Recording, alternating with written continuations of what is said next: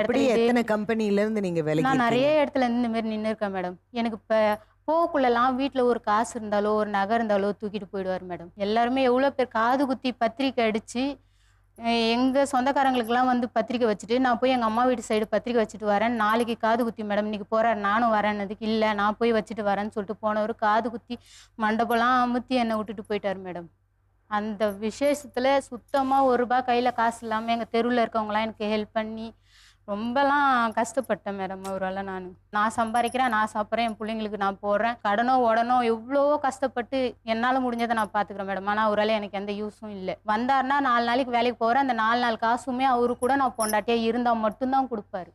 ஓ இல்லைன்னா அந்த காசு கிடையாது. உன்னால எனக்கு என்ன பிரயோஜனம், நான் ஏன் உனக்கு தரணும், உன்னால எனக்கு எந்த யூஸும் இல்லை அப்படின்னு கேட்குறாரு மேடம். பிள்ளைங்க கூட எப்படி இருப்பாரு அவரா மேடம் வந்து இருக்கக்குள்ள பாப்பான்னுவார் மேடம். ஆனால் கொஞ்சம் எப்படி சொல்கிறது மேடம், என் பொண்ணு என் பிள்ளை அப்படின்னுவார். குடிச்சிட்டு வந்து கொஞ்சம் கொஞ்சுவார். ஆனால் போயிட்டா அந்த பசங்க சாப்பிட்டுச்சா இருக்குதா எதை பற்றியுமே அவர் கேர் பண்ணிக்க மாட்டார் மேடம். இந்த 4 மாதம் ஆகுது, இது வரைக்கும் பசங்க சாப்பிட்டாங்களா, எப்படி இருக்கீங்க, என்ன பண்ணுறீங்க, எந்த விவரமும் கிடையாது. அவர் சம்பாரித்து அவர் ஜாலியாக குடிச்சிட்டு சுற்றின்ட்டு இன்றைக்கி இந்த ப்ரோக்ராமுக்கு வந்திருக்காரு மேடம்.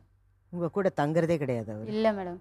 வேற எங்கன்னா வேற இது இருக்கா? அவங்க ஊரில் தான் மேடம் அதிகமாக இருப்பார். இல்ல உங்களுக்கு வேற அவருக்கு வேற ஏதாவது? எனக்கு இதுக்கு முன்னால் அந்த சந்தேகம் வந்தது இல்லை மேடம். அவர் குடிப்பார் சுற்றுவார். எங்கள் வீட்டுக்காரர் அந்த மாதிரி இல்லை, நான் எல்லாருக்கிட்டையுமே அடித்து சொல்லியிருக்கேன் என்கிட்ட சொன்னவங்கள்ட்ட.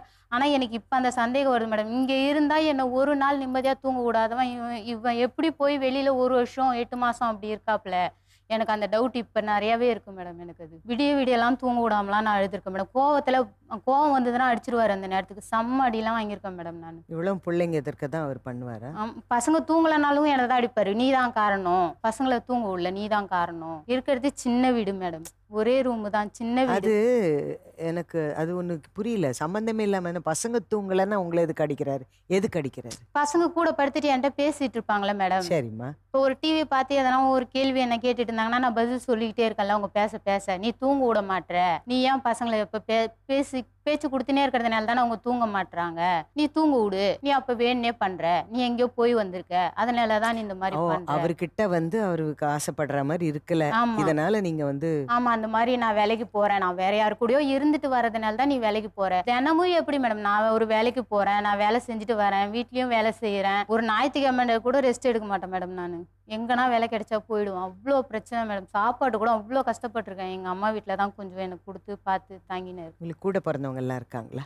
2 அண்ணன் மேடம். ஒரு அண்ணன் இறந்துட்டான், ஒரு அண்ணன் இருக்காப்புல. ஒரு அண்ணன் கொஞ்ச நாள் கேட்டு பார்த்தாங்க, சரியான பதில் வரல.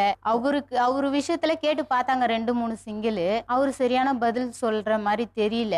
அவரும் கேட்டு பார்த்தாங்க.